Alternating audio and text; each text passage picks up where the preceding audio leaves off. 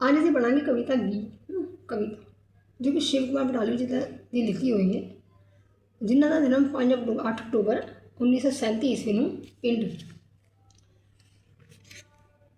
ਲੋਟੀਆਂ ਜ਼ਿਲ੍ਹਾ ਗੁਰਦਾਸਪੁਰ ਵਿਖੇ ਸ਼੍ਰੀ ਕ੍ਰਿਸ਼ਨ ਗੋਪਾਲ ਜੀ ਦੇ ਘਰ ਹੋਇਆ। ਆਪਨੇ salvation army high school Batala ਤੋਂ ਮੈਟ੍ਰਿਕ ਦੀ ਪ੍ਰੀਖਿਆ ਪਾਸ ਕੀਤੀ। ਇਸ ਉਪਰੰਤ ਆਪ ਕਾਲਜ ਦਾਖਲ ਹੋਏ, ਪਰ ਪੜ੍ਹਾਈ ਵਿੱਚੋਂ ਹੀ ਛੱਡ ਦਿੱਤੀ। ਪੜ੍ਹਾਈ ਦੌਰਾਨ ਹੀ ਸ਼ਿਵ ਕੁਮਾਰ ਨੇ ਕਵਿਤਾ ਲਿਖਣੀ ਸ਼ੁਰੂ ਕਰ ਦਿੱਤੀ। ਆਪ ਕੁਝ ਦੇਰ ਪਟਵਾਰੀ ਦੇ ਤੌਰ 'ਤੇ ਕੰਮ ਕਰਦੇ ਰਹੇ, ਪਰ ਜਲਦੀ ਹੀ ਉਹਨਾਂ ਇਹ ਨੌਕਰੀ ਛੱਡ ਦਿੱਤੀ ਅਤੇ state bank of India Chandigarh ਵਿਖੇ ਨੌਕਰੀ ਕਰਨ ਲੱਗੇ। 1973 ਈਸਵੀ ਨੂੰ ਆਪ ਦਾ ਦੇਹਾਂਤ ਹੋ ਗਿਆ। ਇਹਨਾਂ ਨੇ ਨੌਕਰੀ ਵੀ ਕੀਤੀ ਹੈ, ਸਾਲਵੇਸ਼ਨ ਆਰਮੀ ਤੋਂ ਮੈਟ੍ਰਿਕ ਦੀ ਪ੍ਰੀਖਿਆ ਪਾਸ ਕੀਤੀ ਹੈ ਔਰ ਕਵਿਤਾ ਲਿਖਣੀ ਸ਼ੁਰੂ ਕੀਤੀ ਹੈ। ਹੁਣ ਅਲੱਗ-ਅਲੱਗ ਲਿਖਾਰੀ ਨੇ, ਇਹਨਾਂ ਨੇ ਮਤਲਬ ਜਿਵੇਂ ਲੇਖਕ ਨੇ ਪੰਜਾਬੀ ਦੇ, ਕਈਆਂ ਨੇ ਪ੍ਰਕਿਰਤੀ ਨੂੰ ਦਿਖਾਇਆ ਹੈ, ਕਈਆਂ ਨੇ ਆਪਣੇ ਦਰਦ ਨੂੰ ਦਿਖਾਇਆ, ਇਹਨਾਂ ਨੇ ਦਰਦ ਨੂੰ ਦਿਖਾਇਆ। ਇਹਨਾਂ ਨੇ ਆਪਣੀ ਕਵਿਤਾ ਵਿੱਚ ਦੁਖਾਂਤ ਦਿਖਾਇਆ, ਦੁੱਖ ਦਿਖਾਇਆ, ਮਨ ਦੀ ਵੇਦਨਾ ਦਿਖਾਈ ਹੈ, ਆਪਣੇ ਦੁੱਖ ਦਿਖਾਏ ਕਿ ਇਨਸਾਨ ਦੀ ਜ਼ਿੰਦਗੀ 'ਚ ਦੁੱਖ ਵੀ ਨੇ ਔਰ ਅੰਤ ਵਿੱਚ ਕੀ ਚਾਹੁੰਦਾ ਹੈ। ਆਪਣੇ ਮਨ ਦੀ ਪੀੜਾ ਦਾ ਉਹਨਾਂ ਨੇ ਪ੍ਰਦਰਸ਼ਨ ਕੀਤਾ ਆਪਣੀ ਕਵਿਤਾ ਦੇ ਵਿੱਚ। ਦੁੱਖਾਂ ਦਾ ਪਰਾਗਾ, ਮਤਲਬ ਇਸ ਕਵਿਤਾ 'ਚ ਉਹਨਾਂ ਨੇ ਮੇਨ ਇਹ ਦਿਖਾਇਆ ਕਿ ਜਿਵੇਂ ਇਨਸਾਨ ਇੱਕ ਦੁਖੀ ਹੁੰਦਾ ਔਰ ਉਹਨਾਂ ਦਾ ਕੇਂਦਰੀ ਭਾਵ ਕੀ ਹੈ ਕਵਿਤਾ ਦਾ, ਜਿਵੇਂ ਇਨਸਾਨ ਦੁਖੀ ਹੁੰਦਾ ਉਹ ਰੱਬ ਕੋਲ ਮੌਤ ਮੰਗਦਾ ਹੈ ਕਿ ਮੈਨੂੰ ਮੌਤ ਦੇ ਦਿਓ ਭਗਵਾਨ। ਲੇਕਿਨ ਉਸ ਮੌਤ ਨੂੰ ਇਹਨਾਂ ਨੇ ਸਾਫ਼ ਨਹੀਂ ਕਿਹਾ ਕਿ ਮੈਨੂੰ ਮੌਤ ਦੇ ਦਿਓ। ਇਹਨਾਂ ਨੇ ਕਵਿਤਾ ਦੇ ਰੂਪ 'ਚ ਬਣਾਉਣ ਲਈ ਕੁਝ ਸ਼ਬਦ ਇਸਤੇਮਾਲ ਕੀਤੇ ਨੇ, ਜਿਵੇਂ ਕਿ ਪੱਠੀ ਵਾਲੀ ਹੈ, ਜਿਵੇਂ ਕਿ ਅਸੀਂ ਰੱਬ ਕਹਿ ਰਹੇ ਹਾਂ, ਹੇ ਰੱਬਾ ਮੈਨੂੰ ਮੌਤ ਦੇ ਦੇ, ਅਤੇ ਇਹਨਾਂ ਨੇ ਕਿਹਾ ਕਿ ਹੇ ਪੱਠੀ ਵਾਲੀ ਹੈ, ਮੇਰੇ ਦੁੱਖਾਂ ਦਾ ਪਰਾਗਾ ਉਹਨੂੰ ਭੁੰਨ ਦੇ ਮਤਲਬ ਕਿ ਖਤਮ ਕਰ ਦੇ। ਦੁੱਖਾਂ ਦਾ ਪਰਾਗਾ, ਜੋ ਦੁੱਖਾਂ ਦੀ ਮੁੱਠ ਹੈ ਮੇਰੀ, ਜੋ ਦੁੱਖਾਂ ਦਾ ਭੰਡਾਰ ਮੇਰੇ ਕੋਲ ਭਰਿਆ ਹੋਇਆ ਹੈ, ਉਹ ਸਾਰਾ ਖਤਮ ਕਰ ਦੇ। ਉਹ ਖਤਮ ਹੋਏਗਾ ਮੌਤ ਦੇ ਨਾਲ, ਮੇਰੇ ਮਰਨ ਨਾਲ ਹੀ ਇਹ ਖਤਮ ਹੋਏਗਾ। ਔਰ ਉਹ ਮਰੇਗਾ ਕਿਵੇਂ? ਇਹਦੇ ਵਿੱਚ ਮੌਤ ਨਹੀਂ ਮੰਗੀ, ਇਹਦੇ ਵਿੱਚ ਕਿਹਾ ਗਿਆ ਹੈ ਕਿ ਪੱਠੀ ਵਾਲੀਏ, ਚੰਬੇ ਦੀਆਂ ਡਾਲੀਏ, ਮੇਰੇ ਦੁੱਖਾਂ ਦਾ ਪਰਾਗਾ ਖਤਮ ਭੁੰਨ ਦੇ, ਮਤਲਬ ਕਿ ਮੇਰੇ ਦੁੱਖਾਂ ਦਾ ਅੰਤ ਕਰ ਦੇ। ਔਰ ਵਿੱਚ ਅਜਿਹੇ ਸ਼ਬਦ ਯੂਜ਼ ਕੀਤੇ ਗਏ ਨੇ ਜਿਵੇਂ ਸਾਡੀ ਜ਼ਿੰਦਗੀ 'ਚ ਦੁੱਖ ਨੇ, ਸੁੱਖਾਂ ਦਾ ਸ਼ੋਰ ਹੈ ਉਹ ਖਤਮ ਹੋ ਗਿਆ, ਸ਼ਾਮ ਆ ਗਈ ਹੈ, ਜ਼ਿੰਦਗੀ ਦੀ ਅੰਧੇਰੀ ਸ਼ਾਂਤ, ਮਤਲਬ ਸਾਡੀ ਜ਼ਿੰਦਗੀ ਦਾ ਸਕੂਨ ਖਤਮ ਹੋ ਗਿਆ ਅਤੇ ਉਹਨੂੰ ਕਿਹਾ ਗਿਆ ਕਿ ਛਾਂ ਹਟ ਗਈ ਹੈ, ਛਾਂ ਖਤਮ ਹੋ ਗਈ ਹੈ। ਮਤਲਬ ਅਲੱਗ-ਅਲੱਗ ਸ਼ਬਦ ਦਾ ਇਸਤੇਮਾਲ ਕਰਕੇ ਮਨ ਦੀ ਵੇਦਨਾ, ਇਨਸਾਨ ਦਾ ਦੁੱਖ, ਆਪਣੇ ਮਨ ਦੀ ਪੀੜਾ ਨੂੰ ਵਿਅਕਤ ਕੀਤਾ ਗਿਆ ਕਿ ਉਹਦੀ ਜ਼ਿੰਦਗੀ 'ਚ, ਕਵੀ ਦੀ ਜ਼ਿੰਦਗੀ 'ਚ ਸਭ ਦੁੱਖ ਖਤਮ ਹੋ ਗਏ ਨੇ, ਸੁੱਖਾਂ ਦਾ ਸ਼ੋਰ ਖਤਮ ਹੋ ਗਿਆ, ਛਾਂ ਖਤਮ ਹੋ ਗਈ ਹੈ, ਸਕੂਨ ਖਤਮ ਹੋ ਗਿਆ, ਹੁਣ ਮੌਤ ਚਾਹੁੰਦਾ ਹੈ। ਇਸ ਵਜ੍ਹਾ ਰੱਬ ਨੂੰ ਕਹਿ ਰਿਹਾ ਕਿ ਰੱਬਾ ਮੈਨੂੰ ਮੌਤ ਦੇ ਦੇ ਤਾਂ ਕਿ ਮੇਰੇ ਦੁੱਖਾਂ ਦਾ ਅੰਤ ਹੋ ਜਾਏ। ਲੇਕਿਨ ਇਹਨੂੰ ਕਵਿਤਾ ਦੇ ਰੂਪ ਵਿੱਚ ਗੁੰਨਣ ਲਈ ਇਹ ਸ਼ਬਦ ਇਸਤੇਮਾਲ ਕੀਤੇ ਗਏ ਨੇ ਕਿ ਪੱਠੀ ਵਾਲੀਏ, ਮੇਰੇ ਦੁੱਖਾਂ ਦਾ ਅੰਤ ਕਰ ਦੇ, ਮੇਰੇ ਪੀੜਾ ਦਾ ਪਰਾਗਾ ਭੁੰਨ ਦੇ, ਪੀੜਾ ਦਾ ਪਰਾਗਾ ਭੁੰਨ ਦੇ ਤਾਂ ਕਿ ਭੁੰਨ ਕੇ ਖਤਮ ਹੋ ਜਾਏ, ਮੇਰੇ ਦੁੱਖ ਅੰਤ ਖਤਮ ਹੋ ਜਾਣ। ਲੇਕਿਨ ਮੌਤ ਵੀ ਉਹਨੂੰ ਨਹੀਂ ਆ ਰਹੀ, ਮੌਤ ਵੀ ਬਹਾਨੇ ਮਾਰ ਰਹੀ ਹੈ, ਉਹ ਮਰ ਵੀ ਨਹੀਂ ਪਾ ਰਿਹਾ ਔਰ ਜੀਣਾ ਵੀ ਨਹੀਂ ਚਾਹੁੰਦਾ। ਅਤੇ ਇਹ ਹਾਲਤ ਹੈ ਕਵੀ ਦੀ। ਇਹਦੇ ਵਾਸਤੇ ਵੀ ਅਲੱਗ-ਅਲੱਗ ਸ਼ਬਦ ਯੂਜ਼ ਕੀਤੇ ਗਏ ਨੇ ਕਿ ਤੇਰੀ ਮਿੱਟੀ ਦੇ ਸਿੱਲੀ ਹੋ ਗਈ ਹੈ, ਪੱਤੇ ਸਿੱਲ ਹੋ ਗਏ ਨੇ, ਮਿੱਟੀ ਤੇਰੀ ਪੀਲੀ ਹੋ ਗਈ ਹੈ, ਮਤਲਬ ਕਿ ਤੇਰੇ ਮੇਰਾ ਦੁੱਖਾਂ ਦਾ ਅੰਤ ਖਤਮ ਕਿਉਂ ਨਹੀਂ ਹੋ ਰਿਹਾ, ਪਰਾਗਾ ਭੁੰਨਿਆ ਕਿਉਂ ਨਹੀਂ ਜਾ ਰਿਹਾ, ਮੇਰੇ ਦੁੱਖ ਖਤਮ ਕਿਉਂ ਨਹੀਂ ਹੋ ਰਹੇ, ਮੈਨੂੰ ਮੌਤ ਵੀ ਨਹੀਂ ਆ ਰਹੀ, ਪਰ ਮੈਂ ਮਰਨਾ ਚਾਹੁੰਦਾ ਹਾਂ ਤਾਂ ਕਿ ਮੇਰੇ ਦੁੱਖਾਂ ਦਾ ਅੰਤ ਹੋ ਜਾਵੇ। ਤੈਨੂੰ ਦੀਆਂ ਹੰਝੂਆਂ ਦਾ ਪਾੜਾ ਨੀ, ਪੀੜਾ ਦਾ ਪਰਾਗਾ ਭੁੰਨਦੇ ਪੱਠੀ ਵਾਲੀਏ, ਚੰਬੇ ਦੀਏ ਡਾਲੀਏ, ਨੀ ਦੁੱਖਾਂ ਦਾ ਪਰਾਗਾ ਭੁੰਨਦੇ ਪੱਠੀ ਵਾਲੀਏ। ਤੈਨੂੰ ਦੀਆਂ ਹੰਝੂਆਂ ਦਾ ਪਾੜਾ ਮਤਲਬ ਕਿਰਾਇਆ ਹੈ ਨਾ, ਕਿਰਾਇਆ ਮਤਲਬ ਇੱਕ ਕਿਰਾਇਆ ਵੀ ਹੁੰਦਾ, ਇੱਕ ਪਾੜਾ ਦਾ ਮਤਲਬ ਇਹ ਵੀ ਹੁੰਦਾ, ਹਿੰਦੀ 'ਚ ਪਾੜਾ ਹੁੰਦਾ ਮਤਲਬ ਕਿਰਾਇਆ ਹੁੰਦਾ। ਲੇਕਿਨ ਇਹਦੇ ਵਿੱਚ ਕੀ ਮਤਲਬ ਲਿਖਿਆ ਗਿਆ, ਜੋ ਅਸੀਂ ਚੀਜ਼ ਕਿਸੇ ਨੂੰ ਭੁੰਨਣ ਵਾਸਤੇ ਦਿੰਦੇ ਹਾਂ ਨਾ, ਜਿੰਨੀ ਮਾਤਰਾ 'ਚ ਦਿੰਦੇ ਹਾਂ, ਜਿਵੇਂ ਅਸੀਂ ਕਿਸੇ ਮੁੱਠੀ ਭਰ ਮੱਖੀ ਦੇ ਦਿੱਤੀ ਕਿਸੇ ਨੂੰ ਜੀ ਇੰਨੀ ਭੁੰਨ ਦਿਓ, ਅਤੇ ਇੱਥੇ ਉਹਨੇ ਹੰਝੂ ਦਿੱਤੇ ਨੇ ਆਪਣੇ। ਤੈਨੂੰ ਦੀਆਂ ਹੰਝੂਆਂ ਦਾ ਪਾੜਾ ਮਤਲਬ ਤੈਨੂੰ ਉਹਨੇ ਮੁੱਠ ਭਰ ਕੇ ਜਾਂ ਜਿੰਨੇ ਸਾਰੇ ਮੇਰੇ ਹੰਝੂ ਨੇ ਉਹ ਤੈਨੂੰ ਦੇਵਾਂ ਤਾਂ ਕਿ ਤੂੰ ਮੇਰੀ ਪੀੜਾ ਦਾ ਪਰਾਗਾ ਭੁੰਨ ਦੇ। ਅਤੇ ਲੇਕਿਨ ਮੈਂ ਰੋ ਕੇ ਅਰਦਾਸ ਕਰਨਾ ਵਾ, ਰੋ ਕੇ ਕਹਿਣਾ ਵਾ ਕਿ ਮੇਰੀ ਪੀੜਾ ਨੂੰ ਖਤਮ ਕਰ ਦੇ। ਹੰਝੂਆਂ ਦਾ ਪਾੜਾ ਮਤਲਬ ਬਦਲੇ 'ਚ ਮੈਂ ਤੂੰ ਮੇਰੇ ਦੁੱਖ ਖਤਮ ਕਰ ਦੇ ਅਤੇ ਮੈਂ ਤੈਨੂੰ ਬਦਲੇ 'ਚ ਹੰਝੂ ਦਿੰਦਾ ਹਾਂ।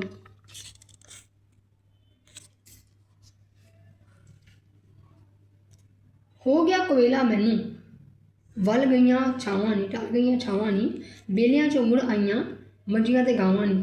ਹੋ ਗਿਆ ਕੁਵੇਲਾ ਮਤਲਬ ਬੁਰਾ ਵੇਲਾ, ਮੇਰਾ ਬੁਰਾ ਵੇਲਾ ਆ ਗਿਆ ਹੈ, ਮੇਰਾ ਹੁਣ ਚੰਗਾ ਵੇਲਾ ਨਹੀਂ ਰਿਹਾ, ਮੇਰੀ ਜ਼ਿੰਦਗੀ 'ਚ ਕੋਈ ਸੁੱਖ ਵੀ ਹੁਣ ਨਹੀਂ ਰਿਹਾ, ਸਭ ਖਤਮ ਹੋ ਗਿਆ ਹੈ, ਹੁਣ ਦੁੱਖ ਦਾ ਵੇਲਾ ਹੈ, कुवेला बुरा वक्त आ गया मेरा। ढल गई हैं छावां, छावां ढल गई ने। छावां मतलब सुख, सुकून, शांति, जो मानती जो चिंता मुक्त जिंदगी से मेरी वो खत्म हो गई है। हूँ मेरी जिंदगी च दुख ही दुख ने। छावां ढल गई ने, सुकून जिंदगी का खत्म हो गया है। बेलियां जो मुड़ आईयां, जो मतलब ਤੇ ਚਾਰਾ ਚੜ੍ਹਦੀਆਂ ਨੇ ਮੱਝਾਂ ਗਾਵਾਂ, ਉਹ ਵਾਪਸ ਮੁੜ ਆਈਆਂ। ਮਤਲਬ ਜ਼ਿੰਦਗੀ ਸ਼ਾਮ ਹੁੰਦੀ ਹੈ ਤੇ ਧੁੱਪ ਖਤਮ ਹੋ ਜਾਂਦੀ ਹੈ, ਛਾਂ ਢਲ ਜਾਂਦੀ ਹੈ, ਸਭ ਆਪਣੇ ਘਰ ਵਾਪਸ ਮੁੜ ਆਉਂਦੀਆਂ ਨੇ ਮੱਝਾਂ ਗਾਵਾਂ ਚੜ੍ਹ ਕੇ। ਪੰਛੀ ਆਪਣੇ ਘਰਾਂ ਨੂੰ ਤੁਰ ਪੈਂਦੇ ਨੇ, ਉਹ ਵੀ ਆਪਣੇ ਆਲਣੇ 'ਚ ਚਲੇ ਜਾਂਦੇ ਨੇ ਤੇ ਬਾਹਰ ਕੋਈ ਵੀ ਨਹੀਂ ਹੁੰਦਾ ਤੇ ਰਾਤ ਪੈ ਜਾਂਦੀ ਹੈ। ਇਹੀ ਵਰਡ ਸ਼ਬਦ ਯੂਜ਼ ਕਰਕੇ ਉਹਨੇ ਆਪਣੀ ਜ਼ਿੰਦਗੀ ਨੂੰ ਦਿਖਾਇਆ, ਦਰਸਾਇਆ, ਜ਼ਿੰਦਗੀ ਦਾ ਵਰਣਨ ਕੀਤਾ ਕਿ ਮੇਰੀ ਜ਼ਿੰਦਗੀ 'ਚ ਇਸ ਤਰ੍ਹਾਂ ਸ਼ਾਮ ਹੋ ਗਈ ਹੈ ਕਿ ਸੁੱਖ ਖਤਮ ਹੋ ਗਏ ਨੇ। ਜਿਵੇਂ ਮੱਝਾਂ ਗਾਵਾਂ ਵਾਪਸ ਆ ਜਾਂਦੀਆਂ ਨੇ, उवें ही है ना ऐसा वक्त आ गया कि मेरा कोयला आ गया, सब वापस चला गया। मेरी जिंदगी जो सुख शांति सब वापस चली गई है, हूँ कुछ नहीं है। तो हूँ ऐसा मर्जियाँ तो गाँव जो वापस आ जाती है ना, मतलब मेरी जिंदगी जी एवं सुख शांति वापस चली गई है। पाया चिड़िया ने चीख चिगाड़ा, नी पीड़ा का परागा पुन पट्ठी वाली है। मर्जियाँ तो गाँव नहीं, पाया चिड़िया ने चीख चिगाड़ा। जिमें चिड़िया चीखदी ना, चीख चिगाड़ा पादियां ने, पीड़ा का परागा पुंडे। उवें मेरी जिंदगी जो सुखा का शोर से वो खत्म हो चुके हैं। शाम सारे पंछी अपने अरणे नूं चले जाते हैं तो मेरी जिंदगी में जो खुशखा का शोर से चीख चिगाड़ा से सुखा था वो खत्म हो गया है। इस वास्ते तेनू दिया हंजुआ का पहाड़ा, नी दुखा का परागा पुन पट्ठी वाली है। मेरे दुखा का परागा खत्म कर दे पट्ठी वाली है, मतलब कि हे रब्बा मेरी जिंदगी के सारे सुख खत्म हो चुके हैं, सुकून खत्म हो चुके हैं, शांति खत्म हो चुकी है, दुख ही दुख ने ते मैं हुण मरना चाहता हाँ। इस वास्ते मैनू मौत आ जाए, पर उन्हें मौत भी नहीं आ रही। मौत किवें नहीं आ रही, इस वास्ते भी कवि ने बड़े अच्छे शब्द यूज़ किए हैं कि किस तरह उस लाइना नूं दिखाया है। छेती छेती करी, मैं तो जाना बड़ी दूर नहीं, मतलब वो कह रहे हैं कि छेती छेती कर, मेरा परागा जल्दी पुन पट्ठी वाली है, मैं बड़ी दूर जाना है। मतलब कि हे रब्बा कुछ ऐसा कर के मैं बड़ी दूर जाना है, मतलब मौत आ जाए मैनू, मैं इस दूसरे लोग चला जाऊँगा। जिथे मेरे हानियां का टुर गया पूर नहीं, पूर मतलब पूरा तो पूरा समूह जिवें होंदा ना, कट चला गया मेरे हानियां का, मेरे हानी जो सी वो चले गए नहीं, उत्थे मैनू जाना है, बड़ी दूर जाना है। उस पिंड का सुनिए राह माड़ा, उस पिंड का राह बड़ा माड़ा है, मतलब वो जल्दी है, वो इतना दुखी है कि हुण वो इंतजार भी नहीं करना चाहता कि वह परागा भुनिया जाए पट्टी वाले को और वो उतों भी चला जाए, मतलब कि मैनू मौत आ जाए और मैं बड़ी दूर चला जावा जिथे मेरे हानी चले गए। मेरी वारी पत्तियां दी पंड सिली हो गई, मिट्टी की कड़ाही तेरी कानू पीली हो गई। मतलब उन्होंने मौत नहीं आ रही, वो इतना दुखी है, मरना चाहता है, कभी अपने दुखों का अंत करना चाहता है, लेकिन उन्होंने मौत भी नहीं आ रही। मौत भी बहाने मारती है। सानू मिलिया सानू चाहे मौत नहीं आती। दुनिया में बहुत लोग दुखी ने, बहुत परेशान ने, जो सोचते हैं कि किसी मर जाइए सारा दुखों का अंत हो जाएगा, लेकिन नहीं, दुखों का अंत नहीं होता। वो भी किसी यूनि भटकते रहते हैं और दुख उत्थे उत्थे ही रहते हैं, बल्कि जो जिन्होंने छोड़ के जल नहीं आता थी उन्होंने दुख बढ़ जाते हैं। इस वास्ते मरना किसी गल का हल नहीं है, लेकिन कभी इतने मरना चाहता है पर मौत नहीं आ रही। तो की कहता है मेरी वारी पत्तियां दी पंड सिली हो गई, मतलब जो पत्ते होंगे ने उन्होंने पंड उन्होंने गट सिली हो गई, मतलब वो आग नहीं लग रही, गर्म नहीं हो रहा, तेरी कढ़ाई गर्म नहीं हो रही, तो परागा नहीं भुनिया जा रहा कि हे रब्बा ऐसा की हो गया कि उन्होंने मौत भी नहीं आ रही, मतलब मेरी वारी मौत भी बहाने मारने लग गई है। मिट्टी की कढ़ाई तेरी कानू पीली हो गई, मिट्टी की कढ़ाई वो पीली क्यों हो गई है ना।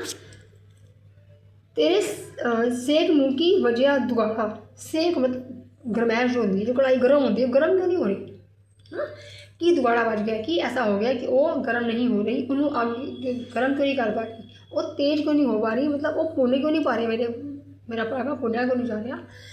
तेरी मिट्टी की कढ़ाई तेज़ नहीं हो रही, सेक नहीं आ रहा, पत्ते सिले हो रहे, ऐसा की बहाना पिया है, ऐसा की हो रहा है कि मेरे परागा नहीं भुनिया जा रहा, मेरा दुखों का अंत नहीं हो रहा भगवान, ऐसा की हो रहा रब्बा कि मैनू मौत भी नहीं आ रही है ना, जिंदगी कुछ रहा भी नहीं और मैं मर भी नहीं पा रहा, ऐसा की हो गया। तेनू दिया हंजुआ का पहाड़ा, नी दुखा का परागा भुनी पट्ठी वाली है। लपक हुए चुंग मेरी मैनू पहला टोरनी, मेरे लपक हुए बस मेरे लक को परागा है, मैनू भुन दे तो मैं चला जाऊँ, मैनू तोड़ दे, मैनू भेज दे, फटाफट मेरा काम कर दे तो मैं चला जाऊँगा।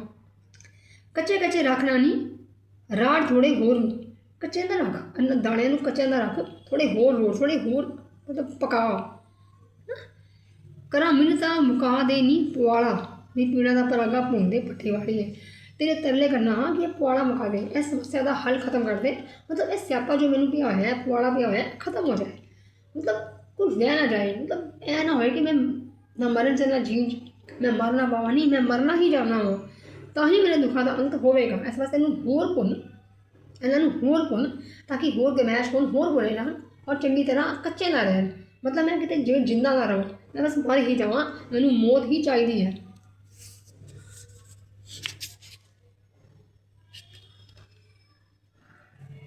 ਮੈਂ ਗਈਆਂ ਹਵਾਵਾਂ ਰੋ ਸੋ ਗਈਆਂ ਹਵਾਵਾਂ ਰੋ ਕਰ ਵਰਲਾਪ ਨਹੀਂ। ਹਵਾਵਾਂ ਵੀ ਰੋ ਕੇ ਸੋ ਗਈਆਂ ਹਨ। ਰੋ ਕੇ ਮਤਲਬ ਚੀਕਾਂ ਮਾਰ ਕੇ। ਹਵਾਵਾਂ ਦੀ ਕਿੰਨੀ ਆਵਾਜ਼ ਆਉਂਦੀ ਹੈ, ਹਵਾ ਚੱਲਦੀ ਹੈ तो बहुत तेज़ आवाज़ आती है, लेकिन ਹੁਣ आवाज़ नहीं आ रही। वो भी चीका मार के रोला पा के सो गई, मतलब शांत हो गई। ਤਾਰਿਆਂ ਨੂੰ ਚੜ ਗਿਆ ਮਿੱਠਾ ਮੱਠਾ ਤਾਪ ਨਹੀਂ, ਤਾਰਿਆਂ ਨੂੰ ਵੀ ਤਾਪ ਚੜ ਗਿਆ, ਜਿਵੇਂ ਤਾਰਿਆਂ ਨੂੰ ਬੁਖਾਰ ਚੜ ਗਿਆ ਹੋਏ ਹੈ ਨਾ, ਉਹ ਵੀ ਟਿਮਟਮਾ ਨਹੀਂ ਰਹੇ, ਮੱਧਮ ਹੋ ਗਏ ਨੇ, ਸ਼ਾਂਤ ਹੋ ਗਏ ਨੇ, ਬਿਲਕੁਲ ਅੰਧੇਰਾ ਪੈ ਗਿਆ। ਐਵੇਂ ਮੇਰੀ ਜ਼ਿੰਦਗੀ 'ਚ ਅੰਧੇਰਾ ਹੋ ਗਿਆ, ਕੋਈ ਵੀ ਖੁਸ਼ੀ ਦਾ ਕਾਰਨ ਨਹੀਂ ਰਿਹਾ। ਜੰਝ ਸਾਵਾਂ ਦੀ ਦਾ ਰੁੱਸ ਗਿਆ ਲਾੜਾ। ਜੰਝ ਮਤਲਬ ਬਰਾਤ ਦਾ ਲਾੜਾ ਵੀ ਰੁੱਸ ਗਿਆ, ਬਰਾਤ ਦਾ ਲਾੜਾ ਵੀ ਰੁੱਸ ਗਿਆ। ਨੀ ਪੀੜਾ ਦਾ ਪਰਾਗਾ ਭੰਦੇ ਪੱਠੀ ਵਾਲੀਏ।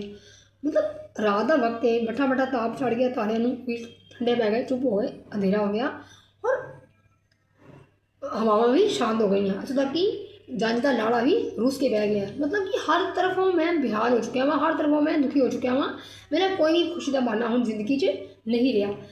यह शब्द यूज़ करके कवि ने दिखाया कि मैं हर पक्षों दुखी हाँ, हर पक्षों मैं दुखी हाँ, मेरा कोई भी पक्ष हुण सुख वाला नहीं रहा। तो मैं हुण मरना ही चाहूँगा वा। इस वास्ते मेरा परागा भुंदे पट्ठी वाली है, मतलब कि हे रब्बा मैनू मौत दे दे। हुण असीं अभ्यास करने, इन्हां प्रश्न उत्तर का अभ्यास करने। असीं शिव कुमार बटालवी की अपने पाठ क्रम च शामिल कविता का नाम लिखो। गीत तैनूं दियां हंजुआं दा पाड़ा। गीत काव्य रचना किस कवि की रचना है? शिव कुमार बटालवी की। शिव कुमार बटालवी ने अपना गीत किस नूं संबोधन करदिआं लिखिया है? पट्ठी वाली नूं।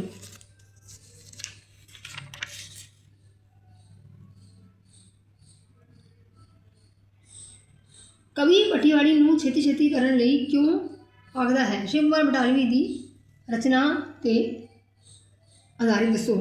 क्योंकि उसने बहुत दूर जाना है। हाँ, क्योंकि उसने बहुत दूर जाना है। मेरे वाली पत्तियां दी पंड सिल्ली हो गई, मिट्टी की कढ़ाई तेरी कानू पीली हो गई। ऐसे पढ़ देता है। शिव कुमार बटालवी की रचना गीत अनुसार उस कोल चुंग की बोरी है। चुंग की बोरी है, मतलब चुंग की बोरी नहीं है, उनके कोल दुखा की बोरी है, दाणियां की बोरी है। गलत। शिव कुमार बटालवी की रचना गीत अनुसार हवावां वरलाप करके सो गई। हाँ, हवावां वरलाप करके सो गई हैं।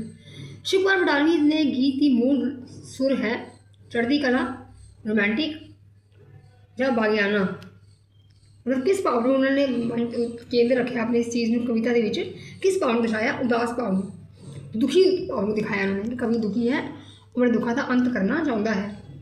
शिव कुमार बटालवी के गीत का केंद्रीय भाव लिखो। इस प्रश्न के उत्तर नहीं। अच्छा ठीक है, केंद्रीय भाव की है इन्हों का दुखी है। कहानी पाठ पुस्तक विच शामिल गीत का लेखक कौन है? शिव कुमार बटालवी। गीता गीत विच कवि पट्ठीवाली नूं दाणे वजों की देण की गल करता है? हंजू, हंजुआं दा पाड़ा देण की गल करता है। गीत विच कवि पट्ठीवाली नूं किहड़ा परागा भुन के देण की आखदा है? मक्की दे दाणियां दा, कणक दा, छोलियां दा या हंजुआं दा? किहड़ा परागा? हंजुआं दा परागा।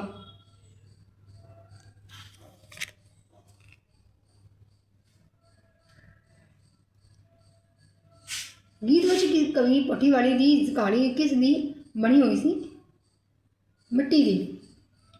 गीत विच किस चीख जगाड़ा किसने पाया होया सी? पंछियां ने। गीत विच किसने सिला होने बारे दस्या गया है?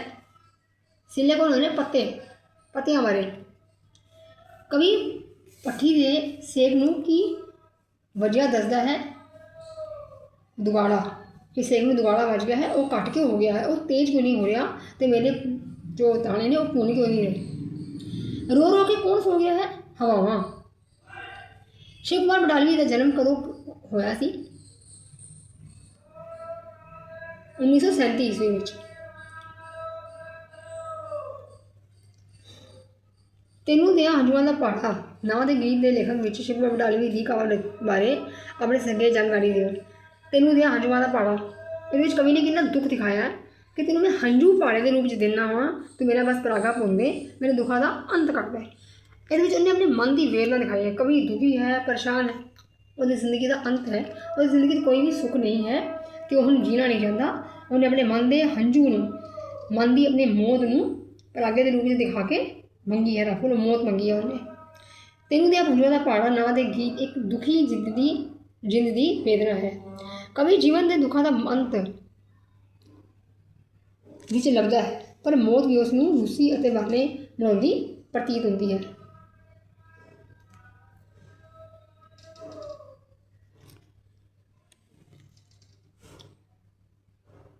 ਸ਼ਿਵ ਕੁਮਾਰ ਬਟਾਲਵੀ ਨੇ ਨੂੰ ਬਹਿਰਾ ਦੇ ਕਵੀ ਦੇ ਤੌਰ 'ਤੇ ਜਾਣਿਆ ਜਾਂਦਾ ਹੈ। ਉਸਨੇ ਆਪਣੀਆਂ ਕਵਿਤਾਵਾਂ ਵਿੱਚ ਦੁੱਖ, ਦਰਦ, ਗਮ ਅਤੇ ਬਹਿਰਾ ਵਿਛੋੜੇ ਦੀ ਪੀੜ ਨੂੰ ਬੜੀ ਸਫਲਤਾ ਨਾਲ ਪ੍ਰਗਟਾਇਆ ਹੈ। ਪ੍ਰਗਤਿਕਤਾ ਉਸ ਦੀ ਕਵਿਤਾ ਦਾ ਵਿਸ਼ੇਸ਼ ਗੁਣ ਲੱਛਣ ਹੈ।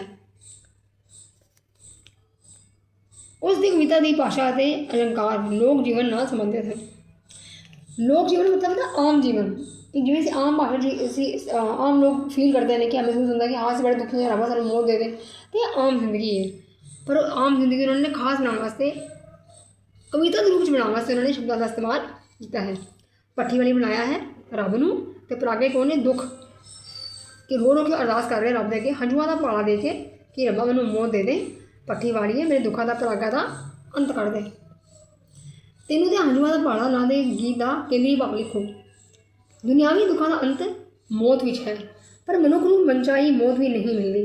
ਤੈਨੂੰ ਦਿਆਂ ਹੰਝੂਆਂ ਦਾ ਪਾੜਾ ਗੀਤ ਵਿੱਚ ਦੁਖੀ ਜਿੰਦ ਜੀਵਨ ਦੇ ਦੁੱਖਾਂ ਦਾ ਅੰਤ ਮੌਤ ਵਿੱਚ ਹੀ ਲੱਗਦੀ ਹੈ, ਪਰ ਮੌਤ ਵੀ ਉਸ ਨੂੰ ਰੁੱਸੀ ਹੋਈ ਅਤੇ ਬਹਾਨੇ ਬਣਾਉਂਦੀ ਪ੍ਰਤੀਤ ਹੁੰਦੀ ਹੈ। ਮੌਤ ਵੀ ਨਹੀਂ ਆਉਂਦੀ, ਉਹ ਵੀ ਬਹਾਨੇ ਬਣਾਉਂਦੀ ਹੈ। ਕਦੀ ਤਾਂ ਉਹਦੀ ਕੜਾਈ ਪੀਲੀ ਹੋ ਜਾਂਦੀ ਹੈ, ਕਦੀ ਪੱਤੇ ਸਿੱਲੇ ਹੋ ਜਾਂਦੇ ਨੇ। ਇਹਦਾ ਮਤਲਬ ਕਦੀ ਕੋਈ ਨਾ ਕੋਈ ਬਹਾਨੇ ਦੇ ਪੈ ਕੇ ਉਹਦੀ ਮੌਤ ਨਹੀਂ ਆਉਂਦੀ। ਤੈਨੂੰ ਦਿਆਂ ਹੰਝੂਆਂ ਦਾ ਪਾੜਾ ਨਾਂ ਦੇ ਗੀਤ ਵਿੱਚ ਕਵੀ ਕਿਸ ਨੂੰ ਦੁੱਖਾਂ ਦਾ ਪਰਾਗਾ ਭੁੰਨਣ ਲਈ ਕਹਿੰਦਾ ਹੈ? ਭੱਠੀ ਵਾਲੀ ਨੂੰ ਕਹਿੰਦਾ ਹੈ।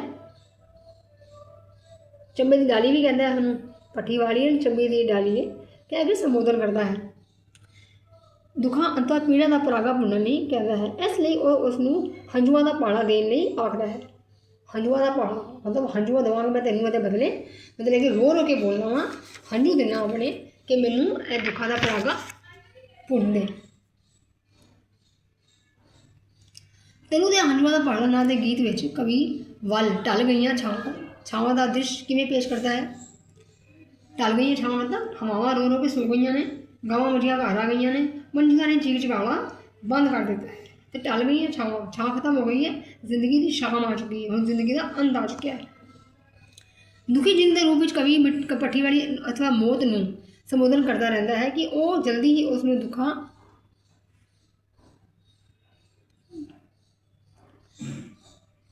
ਕਿ ਉਸ ਨੂੰ ਕੁਵੇਲਾ ਹੋ ਗਿਆ ਹੈ ਅਤੇ ਛਾਵਾਂ ਦੀ ਢਲ ਗਈਆਂ ਹਨ। ਮੱਝਾਂ ਅਤੇ ਗਾਵਾਂ ਬੇਲੀਆਂ 'ਚੋਂ ਚਰ ਕੇ ਮੁੜ ਆਈਆਂ ਹਨ, ਚਿੜੀਆਂ ਨੇ ਵੀ ਚੀਚਗਾੜਾ ਪਾਇਆ ਹੋਇਆ ਹੈ। ਸ਼ਾਮ ਹੋ ਗਈ ਹੈ ਅਤੇ ਚੀਚਗਾੜਾ ਉਹਨਾਂ ਦਾ ਤੁਰਨਾ ਫਿਰਨਾ, ਉੱਡਣਾ ਬੰਦ ਹੋ ਗਿਆ, ਚੀਚਗਾੜਾ ਪਾ ਕੇ ਉਹ ਘਰ ਵੱਲ ਨੂੰ ਸਭ ਤੁਰ ਪਏ ਨੇ, ਕਿਉਂਕਿ ਸ਼ਾਮ ਹੋ ਗਈ ਹੈ। ਚਿੜੀਆਂ ਕਿਵੇਂ ਉੜਨਗੀਆਂ, ਅਤੇ ਸ਼ਾਮ ਨੂੰ ਚਿੜੀਆਂ ਨਹੀਂ ਉੜ ਸਕਦੀਆਂ, ਅਤੇ ਉਹਨਾਂ ਨੇ ਵੀ ਚੀਚਗਾੜਾ ਪਾਇਆ ਹੋਇਆ ਹੈ। ਚੀਚਗਾੜਾ ਮਤਲਬ ਹੁੰਦਾ ਕਿ ਉਹ ਹੋਰ ਆਪਣੇ ਵਾਸਤੇ ਕੁਝ ਕਰ ਨਹੀਂ ਸਕਦੀਆਂ, ਹੈ ਨਾ, ਉਹ ਵੀ ਥੱਕ ਕੇ ਆਪਣੇ ਘਰ ਵੱਲ ਨੂੰ ਤੁਰ ਪਈਆਂ ਨੇ। ਤੇ ਕਵੀ ਆਪਣੇ ਦੁੱਖਾਂ ਦਾ ਪਰਾਗਾ ਭੁੰਨਵਾ ਕੇ ਕਿੱਥੇ ਜਾਣਾ ਚਾਹੁੰਦਾ ਹੈ? ਉਹ ਬੜੀ ਦੂਰ ਜਾਣਾ ਚਾਹੁੰਦਾ ਹੈ, ਜਿੱਥੇ ਉਹਦੇ ਹਾਣੀ ਚਲੇ ਗਏ ਹਨ, ਜਿੱਥੇ ਹਾਣੀਆਂ ਦਾ ਕੂੜ ਚਲਾ ਗਿਆ। ਦੁਖੀ ਜਿੰਦ ਦੇ ਰੂਪ ਵਿੱਚ ਕਵੀ ਭੱਠੀ ਵਾਲੀ ਅਥਵਾ ਮੌਤ ਨੂੰ ਸੰਬੋਧਨ ਕਰਨਾ ਕਹਿੰਦਾ ਹੈ ਕਿ ਉਹ ਜਲਦੀ ਹੀ ਉਸ ਦੇ ਦੁੱਖਾਂ ਦਾ ਪਰਾਗਾ ਭੁੰਨ ਦੇਵੇ ਤਾਂ ਕਿ ਉਸ ਨੂੰ ਉੱਥੇ ਜਾਣਾ ਹੈ ਜਿੱਥੇ ਉਸ ਦੇ ਹਾਣੀ ਇਸ ਸੰਸਾਰ ਨੂੰ ਛੱਡ ਕੇ ਚਲੇ ਗਏ ਹਨ। ਤੈਨੂੰ ਤੇ ਹੰਝੂਆਂ ਦਾ ਪਹਾੜਾ ਨਾਂ ਦੇ ਗੀਤ ਵਿੱਚ ਕਵੀ ਦੁਖੀ ਜਿੰਦ ਦੇ ਰੂਪ ਵਿੱਚ ਭੱਠੀ ਵਾਲੀ ਅੱਗੇ ਕੀ ਗਿਲਾ ਪ੍ਰਗਟਾਉਂਦਾ ਹੈ। ਇਹ ਗਿਲਾ ਪ੍ਰਗਟਾਉਂਦਾ ਹੈ ਕਿ ਉਸ ਦੀ ਵਾਰੀ ਆਉਣ 'ਤੇ ਭੱਠੀ ਵਾਲੀ ਦੀ ਪੱਤਿਆਂ ਦੀ ਪੰਡ ਸਿੱਲੀ ਅਤੇ ਉਸ ਦੀ ਮਿੱਟੀ ਦੀ ਕੜਾਹੀ ਪੀਲੀ ਹੋ ਗਈ ਹੈ। ਪਤਾ ਨਹੀਂ ਉਸ ਦੇ ਸੇਕ ਨੂੰ ਕਿ ਬੰਦੂਕ ਦੀ ਗੋਲੀ ਵੱਜ ਗਈ ਹੈ। ਦੁਬਾਰਾ ਬੰਦੂਕ ਦੀ ਗੋਲੀ ਵੱਜ ਗਈ, ਮਤਲਬ ਕਹਿੰਦੇ ਕੀ ਗੋਲਾ ਵੱਜਿਆ, ਕੀ ਇਹਨੂੰ ਹੋਇਆ ਜੋ ਸੇਕ ਨਹੀਂ ਲੱਗ ਰਿਹਾ ਹੈ ਨਾ, ਸੇਕ ਨਹੀਂ ਲੱਗ ਰਿਹਾ, ਮਤਲਬ ਮੇਰਾ ਪਰਾਗਾ ਕਿਉਂ ਨਹੀਂ ਭੁਨਿਆ ਜਾ ਰਿਹਾ, ਮੈਨੂੰ ਮੌਤ ਕਿਉਂ ਨਹੀਂ ਆ ਰਹੀ, ਮੇਰੇ ਦੁੱਖਾਂ ਦਾ ਅੰਤ ਕਿਉਂ ਨਹੀਂ ਹੋ ਰਿਹਾ, ਮੇਰੀ ਵਾਰੀ ਮੌਤ ਕਿਉਂ ਬਾਣੇ ਮਾਰ ਰਹੀ ਹੈ। ਅਤੇ ਇਸ ਨੂੰ ਇਹਨੇ ਇਸ ਤਰ੍ਹਾਂ ਦਰਸਾਇਆ ਕਵੀ ਨੇ ਕਿ ਕਦੀ ਮਿੱਟੀ ਦੀ ਕੜਾਹੀ ਸਿੱਲੀ ਹੋ ਜਾਂਦੀ ਹੈ, ਕਦੀ ਪੱਤਿਆਂ ਦੀ ਪੰਡ ਸਿੱਲੀ ਹੋ ਜਾਂਦੀ, ਕਦੀ ਮਿੱਟੀ ਦੀ ਕੜਾਹੀ ਪੀਲੀ ਹੋ ਜਾਂਦੀ ਹੈ, ਮਤਲਬ ਬਹਾਨੇ ਪੈ ਰਹੇ ਨੇ, ਮੌਤ ਨੂੰ ਆਉਂਦੇ ਬਹਾਨੇ ਪੈ ਰਹੇ ਨੇ, ਮੈਨੂੰ ਮੌਤ ਨਹੀਂ ਆ ਰਹੀ, ਮੇਰੇ ਦੁੱਖਾਂ ਦਾ ਅੰਤ ਨਹੀਂ ਹੋ ਰਿਹਾ। ਕਵੀ ਜਿੰਦ ਦੇ ਰੂਪ ਵਿੱਚ ਪ੍ਰਕਿਰਤੀ ਨੂੰ ਆਪਣੇ ਦੁੱਖਾਂ ਵਿੱਚ ਭਾਈਵਾਲ ਕਿਵੇਂ ਬਣਾਉਂਦਾ ਹੈ, ਮਤਲਬ ਪ੍ਰਕਿਰਤੀ ਨੂੰ ਉਹਨੇ ਇਸਤੇਮਾਲ ਕੀਤਾ ਹੈ, ਪ੍ਰਕਿਰਤੀ ਦੀ ਜੋ ਵਿਚਰਦਾ ਹੈ, ਜੋ ਪ੍ਰਕਿਰਤੀ 'ਚ ਹੁੰਦਾ ਹੈ, ਉਹਨੇ ਉਹ ਆਪਣੇ ਦੁੱਖਾਂ ਸ਼ਾਮਿਲ ਕੀਤਾ ਹੈ ਕਿ ਪ੍ਰਕਿਰਤੀ ਦੀ ਗੱਲਾਂ ਕਰਕੇ ਉਹਨੇ ਇਹ ਦਿਖਾਇਆ ਕਿ ਜੇ ਪ੍ਰਕਿਰਤੀ ਸ਼ਾਂਤ ਹੈ ਉਵੇਂ ਮੇਰੀ ਜ਼ਿੰਦਗੀ ਸ਼ਾਂਤ ਹੈ। ਚੀਜ਼ ਗਾਣਾ ਬੰਦ ਹੋ ਗਿਆ ਹੈ, ਜਮਾਵਾਂ ਘਰ ਆ ਚੁੱਕੇ ਨੇ ਆਪਣੇ ਔਰ ਛਾਵਾਂ ਢਲ ਗਈਆਂ ਨੇ, ਉਵੇਂ ਮੇਰੀ ਜ਼ਿੰਦਗੀ ਸਾਰੀ ਛਾਵਾਂ, ਸਾਰੇ ਸੁੱਖ, ਸਾਰਾ ਸ਼ੋਰ ਸ਼ਰਾਬਾ ਸੁੱਖਾਂ ਦਾ ਖਤਮ ਹੋ ਗਿਆ। ਦੁਖੀ ਜਿੰਦ ਦੇ ਰੂਪ ਵਿੱਚ ਕਵੀ ਕਹਿੰਦਾ ਹੈ ਕਿ ਹੁਣ ਤਾਂ ਹਵਾਵਾਂ ਵੀ ਰੋ ਰੋ ਕੇ ਸੋ ਗਈਆਂ ਅਤੇ ਵਿਰਲਾਪ ਕਰ ਕਰਕੇ ਸੋ ਗਈਆਂ ਹਨ, ਤਾਰਿਆਂ ਦੀ ਵੀ ਮਿੱਠਾ ਮਿੱਠਾ ਤਾਪ ਚੜ੍ਹ ਗਿਆ ਹੈ। ਇਸ ਤਰ੍ਹਾਂ ਕਵੀ ਪ੍ਰਕਿਰਤੀ ਨੂੰ ਆਪਣੇ ਦੁੱਖਾਂ ਵਿੱਚ ਭਾਈਵਾਲ ਬਣੀ ਸਮਝਦਾ ਹੈ, ਮਤਲਬ ਜਿਵੇਂ ਇਹ ਪ੍ਰਕਿਰਤੀ 'ਚ ਹੋ ਰਿਹਾ ਹੈ ਉਵੇਂ ਉਹ ਮੇਰੇ ਦੁੱਖਾਂ ਸ਼ਾਮਿਲ ਹੈ ਨਾ, ਅਤੇ ਪ੍ਰਕਿਰਤੀ ਵੀ ਮੇਰੇ ਵਰਗੂ ਪ੍ਰਕਿਰਤੀ ਤੇ ਨੂੰ ਇਸਤੇਮਾਲ ਕਰਕੇ, ਪ੍ਰਕਿਰਤੀ ਤੇ ਦਾ ਉਦਾਹਰਨ ਦੇ ਕੇ ਉਹਨੇ ਆਪਣੀ ਜ਼ਿੰਦਗੀ ਨੂੰ ਦਿਖਾਇਆ ਕਿ ਮੇਰੀ ਜ਼ਿੰਦਗੀ 'ਚ ਵੀ ਇਸ ਤਰ੍ਹਾਂ ਦੁੱਖ ਆ ਚੁੱਕੇ ਹਨ।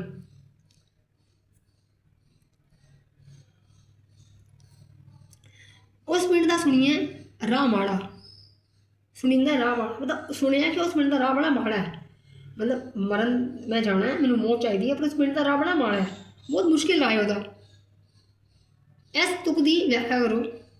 ਦੁਖੀ ਜਿੰਦ ਦੇ ਰੂਪ ਵਿੱਚ ਕਵੀ ਉੱਥੇ ਰਹਿਣਾ ਚਾਹੁੰਦਾ ਹੈ ਜਿੱਥੇ ਉਸ ਦੇ ਹਾਣੀ ਪਹਿਲਾਂ ਹੀ ਸੰਸਾਰ ਨੂੰ ਛੱਡ ਕੇ ਚਲੇ ਗਏ ਹਨ। ਇਸ ਪਿੰਡ ਵੱਲ ਜਾਂਦੇ ਰਾਹ ਨੂੰ ਮਾੜਾ ਸਮਝਿਆ ਜਾਂਦਾ ਹੈ, ਪਰ ਕਵੀ ਸੰਸਾਰਿਕ ਰੂਹਾਂ ਦਾ ਅੰਤ ਮੌਤ ਵਿੱਚ ਹੀ ਲੱਭਦਾ ਹੈ, ਮਤਲਬ ਰਾਹ ਬੜਾ ਮਾੜਾ ਹੈ, ਮਤਲਬ ਮੌਤ ਔਖੀ ਨਹੀਂ ਹੈ, ਮੌਤ ਸੌਖੀ ਨਹੀਂ ਹੈ, ਮੌਤ ਔਖੀ ਹੈ, ਰਾਹ ਬੜਾ ਮਾੜਾ ਹੈ, ਬਹੁਤ ਮੁਸ਼ਕਿਲ ਨਾਲ ਪਹੁੰਚਾਂਗਾ ਮੈਂ ਉੱਥੇ, ਲੇਕਿਨ ਮੈਂ ਉੱਥੇ ਜਾਣਾ ਜ਼ਰੂਰ ਹੈ ਕਿਉਂਕਿ ਇਹੀ ਮੇਰੇ ਦੁੱਖਾਂ ਦਾ ਅੰਤ ਹੈ। ਇਸ ਤਰ੍ਹਾਂ ਹੀ ਮਰ ਕੇ ਹੀ ਮੇਰੇ ਦੁੱਖਾਂ ਦਾ ਅੰਤ ਹੋ ਸਕਦਾ ਹੈ। ਔਰ ਮੈਂ ਆਪਣਾ ਇਸ ਵਾਸਤੇ ਉਹ ਕਹਿੰਦਾ ਕਿ ਮੇਰਾ ਪਰਾਗਾ ਘੁੰਮਦੇ ਭੱਠੀ ਵਾਲੀਏ, ਮੇਰੇ ਦੁੱਖਾਂ ਦਾ ਅੰਤ ਕਰਦੇ, ਮੈਂ ਬੜੀ ਦੂਰ ਜਾਣਾ ਅਤੇ ਮੇਰੇ ਹਾਣੀ ਚਲੇ ਗਏ ਨੇ। ਕਰਾਂ ਮਿੰਨ ਦਾ ਮੁਕਾਦੇ ਨਹੀਂ ਪੁਆਲਾ, ਪੁਆਲਾ ਮਤਲਬ ਜੋ ਮੁਸੀਬਤ ਮੇਰੇ ਸਿਰ 'ਤੇ ਆਈ ਹੋਈ ਹੈ, ਜੋ ਦੁੱਖਾਂ ਦਾ ਅੰਤ, ਜੋ ਦੁੱਖਾਂ ਦੇ ਪਹਾੜ ਮੇਰੇ ਸਿਰ 'ਤੇ ਆਏ ਹੋਏ ਨੇ, ਉਹਨਾਂ ਦਾ ਅੰਤ ਕਰ ਦੇ, ਉਹਨਾਂ ਦਾ ਅੰਤ ਹੋ ਜਾਏ, ਉਹ ਮੇਰਾ ਮੌਤ ਹੀ ਇਹਦਾ ਅੰਤ ਹੈਗਾ, ਮਤਲਬ ਕਿ ਮੇਰਾ ਪਰਾਗਾ ਭੁੰਦੇ ਭੱਠੀ ਵਾਲੀਏ, ਇਹ ਕੱਚੇ ਨਾ ਰਹਿਣ, ਚੰਗੀ ਤਰ੍ਹਾਂ ਭੁੱਲ ਜਾਣ, ਮਤਲਬ ਮੈਨੂੰ ਪੂਰੀ ਬਸ ਮੌਤ ਹੀ ਆ ਜਾਏ, ਹੁਣ ਮੈਂ ਬਚਣਾ ਨਹੀਂ ਚਾਹੁੰਦਾ, ਮੈਂ ਰਹਿਣਾ ਨਹੀਂ ਚਾਹੁੰਦਾ, ਮੈਂ ਇਤਨਾ ਦੁਖੀ ਹਾਂ। ਦੁਖੀ ਜਿੰਦ ਦੇ ਰੂਪ ਵਿੱਚ ਕਵੀ ਆਪਣੇ ਦੁੱਖਾਂ ਦਾ ਅੰਤ ਮੌਤ ਵਿੱਚ ਹੀ ਲੱਭਦਾ ਹੈ, ਇਸ ਲਈ ਉਹ ਮੌਤ ਅੱਗੇ ਮਿੰਨਤਾਂ ਕਰਦਾ ਹੈ ਕਿ ਉਸ ਨੂੰ ਦੁੱਖਾਂ ਦਾ ਪੁਆੜਾ ਮੁਕਾ ਦੇਵੇ, ਭਾਵ ਇਹਨਾਂ ਦੁੱਖਾਂ ਦਾ ਅੰਤ ਕਰ ਦੇਵੇ। ਭੱਠੀ ਵਾਲੀ ਦਾ ਮਤਲਬ ਹੈ ਮੌਤ, ਉਹ ਮੌਤ ਅੱਗੇ ਮਿੰਨਤਾਂ ਕਰ ਰਿਹਾ ਕਿ ਮੈਂ ਤੈਨੂੰ ਹੰਝੂਆਂ ਦਾ ਪਾਲਾ ਦਿੰਦਾ ਵਾਂ, ਮਤਲਬ ਮੈਂ ਤੇਰੇ ਅੱਗੇ ਰੋ ਰੋ ਕੇ ਮਿੰਨਤਾਂ ਕਰਨਾ ਵਾਂ ਕਿ ਮੈਨੂੰ ਤੂੰ ਆ ਜਾ, ਮੈਨੂੰ ਮੌਤ ਦੇ ਦੇ ਰੱਬਾ, ਮੌਤ ਅੱਗੇ ਮਿੰਨਤਾਂ ਕਰ ਰਿਹਾ ਕਿ ਪਲੀਜ਼ ਮਤਲਬ ਮੈਨੂੰ ਮੌਤ ਆ ਜਾਏ ਅਤੇ ਦੁੱਖਾਂ ਦਾ ਅੰਤ ਹੋ ਜਾਵੇ। ਔਰ ਮੌਤ ਦੇ ਲਈ ਇੱਥੇ ਭੱਠੀ ਵਾਲੀ ਵਰਤਿਆ ਗਿਆ ਕਿ ਇਹ ਭੱਠੀ ਵਾਲੀਏ, ਚੱਬੇ ਦੀ ਡਾਲੀਏ, ਮੇਰੇ ਦੁੱਖਾਂ ਦਾ ਅੰਤ ਕਰ ਦੇ, ਮੇਰੇ ਪਰਾਗਾਂ ਦਾ, ਮੇਰੇ ਦੁੱਖਾਂ ਦਾ ਪਰਾਗਾ ਜੋ ਭੁੰਨ ਦੇ ਹਾਂ, ਤਾਂ ਕਿ ਮੇਰਾ ਮਨ ਮੌਤ ਆ ਜਾਏ ਔਰ ਮੈਂ ਸੁਖੀ ਹੋ ਜਾਵਾਂ, ਇਸ ਸੰਸਾਰ ਤੋਂ ਚਲਾ ਜਾਵਾਂ ਆਪਣੇ ਹਾਣੀਆਂ ਦੇ ਕੋਲ ਜਿੱਥੇ ਉਹ ਸੰਸਾਰ ਛੱਡ ਕੇ ਚਲੇ ਗਏ ਹਨ, ਕਿਉਂਕਿ ਉਹ ਮੌਤ ਨੂੰ ਹੀ ਆਪਣੇ ਦੁੱਖਾਂ ਦਾ ਅੰਤ, ਆਪਣਾ ਸੁੱਖ ਸਮਝਦਾ ਹੈ ਕਿ ਇਹ ਮੌਤ ਆਏਗੀ ਤਾਂ ਹੀ ਮੈਂ ਸੁਖੀ ਹੋ ਸਕਦਾ ਹਾਂ, ਮੇਰੇ ਦੁੱਖ ਬਹੁਤ ਜ਼ਿਆਦਾ ਹੈ।